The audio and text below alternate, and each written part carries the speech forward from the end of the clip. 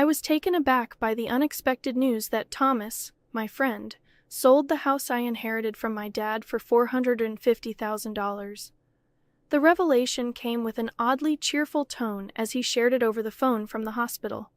To add to the surprise, he boldly announced that he's planning to embark on a trip with his mistress. The whole situation struck me as sheer madness, leaving me bewildered. I couldn't fathom why Thomas would sell the house with sentimental value and make such an announcement. The news about abandoning his family, including his daughter Elizabeth, was particularly shocking. Thomas expressed a nonchalant attitude towards leaving Elizabeth behind, stating that she had been getting on his nerves and acting high and mighty. His callous remarks about his own child enraged me. As I processed the shocking news of Thomas selling the house and abandoning his family for his mistress, a mix of anger and shock overwhelmed me. It felt like I might lose my mind. I felt a strong urge to intervene and prevent Thomas from hastily disposing of the house. My name is Lisa Johnson, a 37.5-year-old homemaker. Life with my husband Thomas and our 8-year-old daughter Elizabeth has been far from harmonious. Marital discord has been escalating for a while, with suspicions of Thomas's infidelity lingering for about a year. Despite lacking concrete proof, his behavior, such as frequenting bars after work, returning with a peculiar scent, and gifting expensive items not meant for me, raised concerns. I've been too afraid to confront him about his potential affair, unable to take any decisive action. Reflecting on our relationship, I recall the Thomas I fell in love with a decade ago. His kindness and sincerity initially drew me in, and our marriage seemed blissful. However, things took a turn for the worse around the time our daughter Elizabeth turned 1. Parenting became more challenging, and as a full-time homemaker, I missed Thomas's assistance with tasks like baths and meals. Yet, his behavior and frequent outings began to change, leaving me bewildered about how our once happy marriage ended up in this tumultuous state. In the beginning, Thomas, perhaps aware of his role as a father, initially assisted with childcare as I requested. However, as it became a daily routine, he gradually developed resentment and stopped actively participating in parenting. He started expressing sentiments like, "This is your job as a stay-at-home mom. You should handle parenting on your own. What does a tired man like me have to help out after work?" Thomas's complaints were intense, leaving me and Elizabeth alone in the living room while he retreated to the bedroom. Dealing with Elizabeth's tantrums and struggling through the evening routine alone, Thomas's harsh words lingered painfully. His withdrawal from interacting with Elizabeth became more pronounced, even on his days off. When Elizabeth asked him to play, he responded dismissively, saying, "Playing is your mom's job. I'm busy." Thomas didn't consider Elizabeth's feelings, scolding her if she cried and blaming my parenting skills. We often retreated to our room and played together, just the two of us. There were times when I yearned for personal hobbies like reading or watching movies. However, living with Elizabeth around the clock left little time for myself, while Thomas indulged in his racing hobby. The situation felt unfair, but I couldn't complain, as our household relied on Thomas's income. I felt a sense of helplessness and frustration as I found myself unable to change the circumstances that had persisted for 8 long years. Thomas's disinterest in parenting and his abusive language became a distressing pattern, a far cry from the caring and kind Thomas I knew before our marriage. Despite enduring this situation, I knew it was essential to provide for Elizabeth, and Thomas's income was crucial for our survival. One day while drawing together, Elizabeth complimented my artistic skills and suggested that I pursue drawing as a job. Despite Thomas's contemptuous nature, Elizabeth had grown up to be honest, straightforward, and cheerful, the opposite of my more introverted personality. It was heartening to see her thriving at school, surrounded by friends, and even earning the favor of her teacher.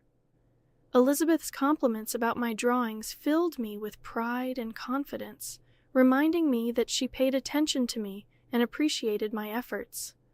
I was grateful for her positivity, which brought joy to our challenging family dynamics.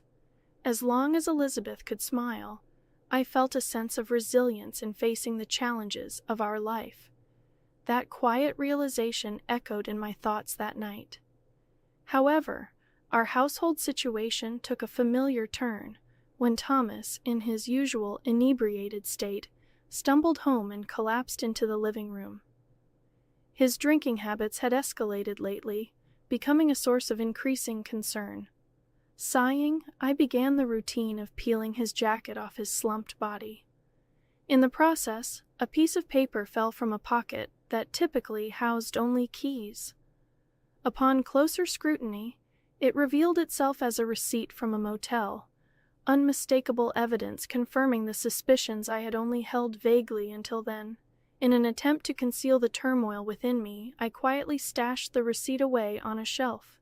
As the night unfolded, I contemplated how to address this revelation with Thomas. The next morning, with Thomas not yet fully sober, he left the house after Elizabeth had gone to school. Engrossed in my regular household tasks, I found it impossible to shake off the lingering thoughts of the previous day's revelation. Having suspected Thomas's infidelity without concrete evidence, the receipt presented a dilemma. It became challenging to ignore the truth and maintain the facade of a masked couple. I felt compelled to confront him, seek an admission, and perhaps an apology within the upcoming week or even days. Lost in contemplation, my smartphone interrupted my thoughts with an unexpected vibration. An unfamiliar number appeared on the screen, triggering a sense of apprehension. As I answered the call, the caller identified themselves as someone from General Hospital, delivering news about Thomas.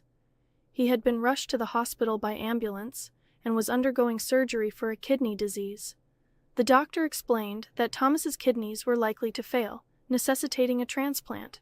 Overwhelmed by the sudden turn of events, the doctor asked if I was all right. Despite the complex emotions, I found myself agreeing. As the doctor elaborated on the details of the transplant surgery, my mind swirled with confusion.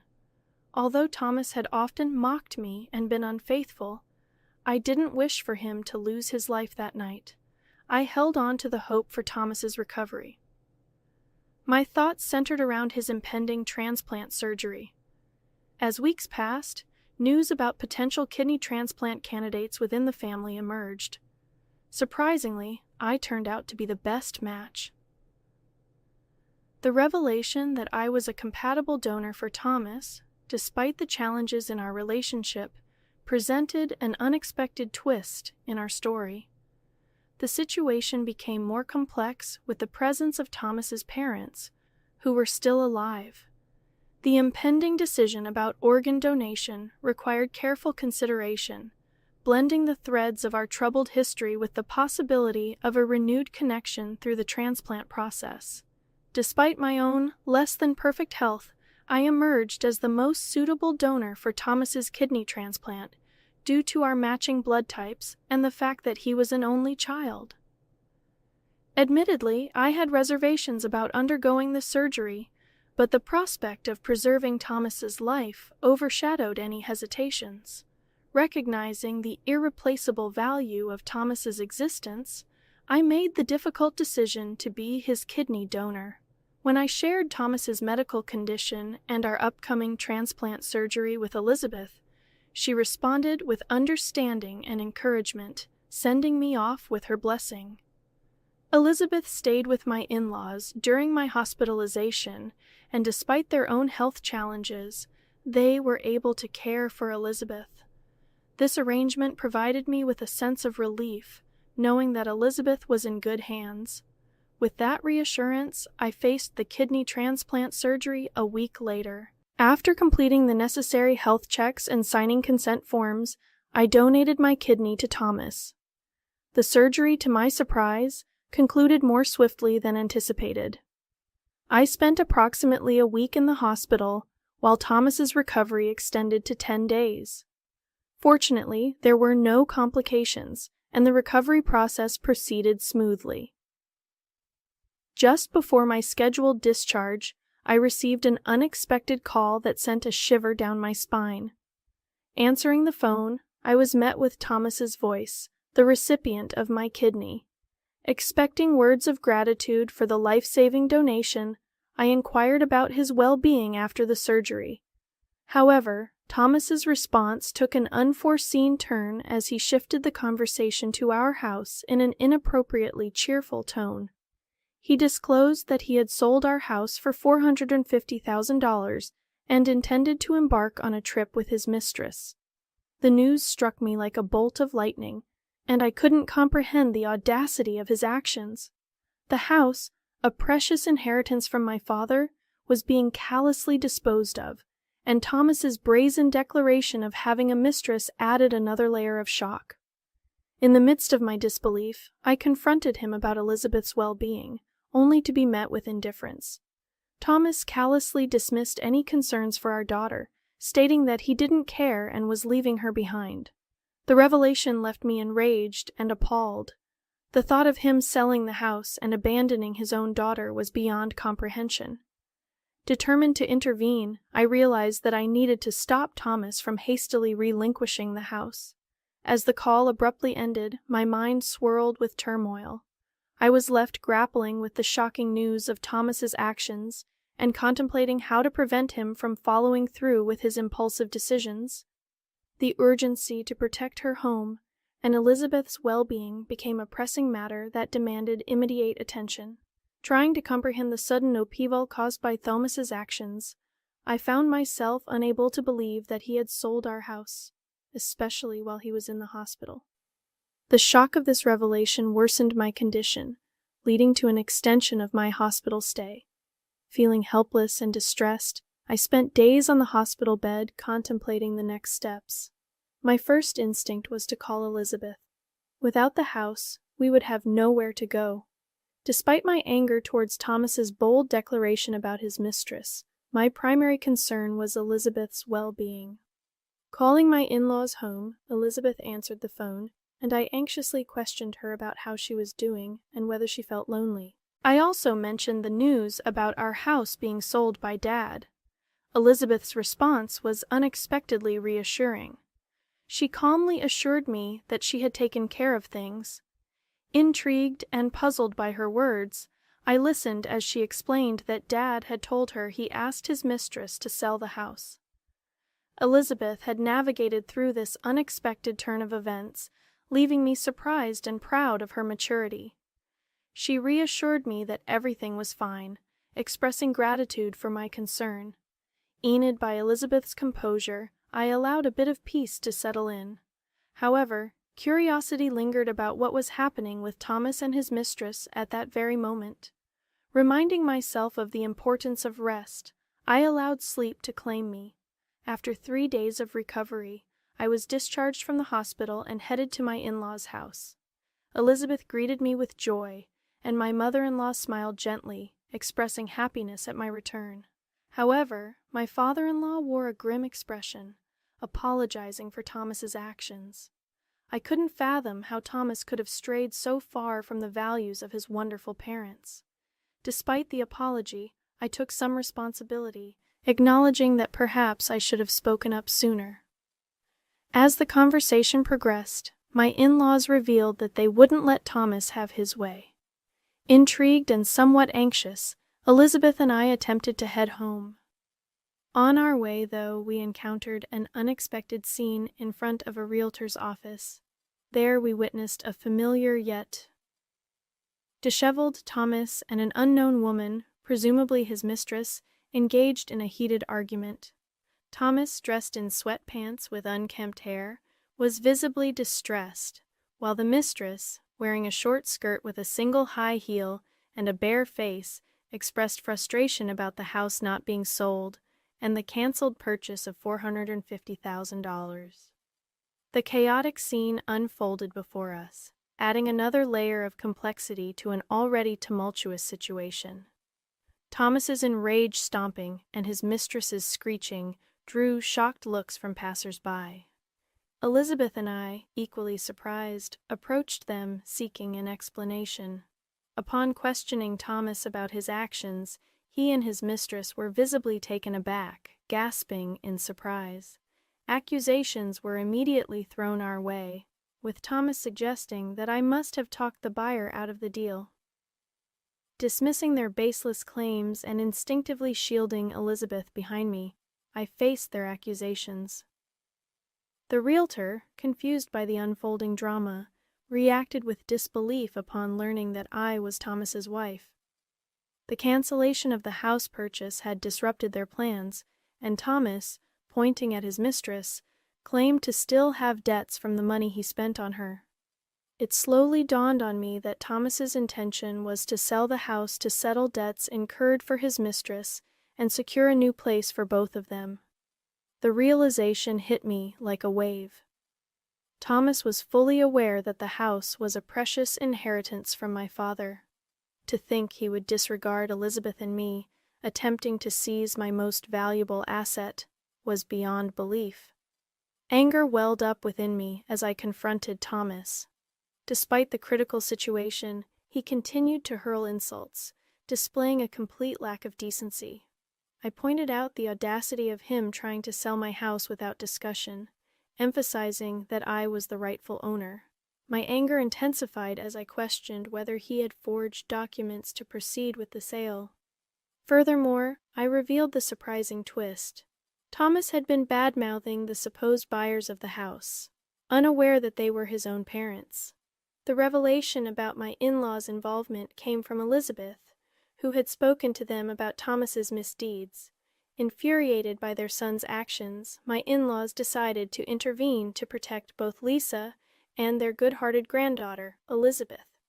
Elizabeth stepped forward confidently, explaining that her grandparents were well aware of the house's significance to me and disapproved of its easy sale. In a strategic move, they had pretended to buy the house before anyone else could. Thomas, desperate and defeated, unleashed a vulgar laugh and lashed out at Elizabeth and her grandparents. However, Elizabeth remained unfazed by his verbal assault. In response, I retrieved a piece of paper from my bag and thrust it under Thomas's nose, ready to confront him with undeniable evidence. The unfolding drama showcased the complexities of family dynamics and the lengths one would go to protect the ones they love. Brandishing the divorce papers, I confronted Thomas with a resolute declaration: I want a divorce. However, instead of acknowledging the gravity of the situation, Thomas snorted and scoffed, questioning my ability to live without him. Unfazed by his arrogance, I decided it was time to dispel his misguided assumptions. Determined to shatter Thomas's illusions, I calmly informed him that I had a plan. You need worry. I'm going to receive a lifetime gift from your parents, I declared. The mention of a lifetime gift left Thomas and his mistress bewildered. I went on to explain that my in-laws, recognizing their declining health, wished to give me a portion of their assets before it was too late. Initially, I suggested that such a gift should go to Thomas. However, my in-laws insisted that I, as the one who had given them a lovely granddaughter, were more important to them than a son who couldn't even express gratitude for a life-saving organ donation.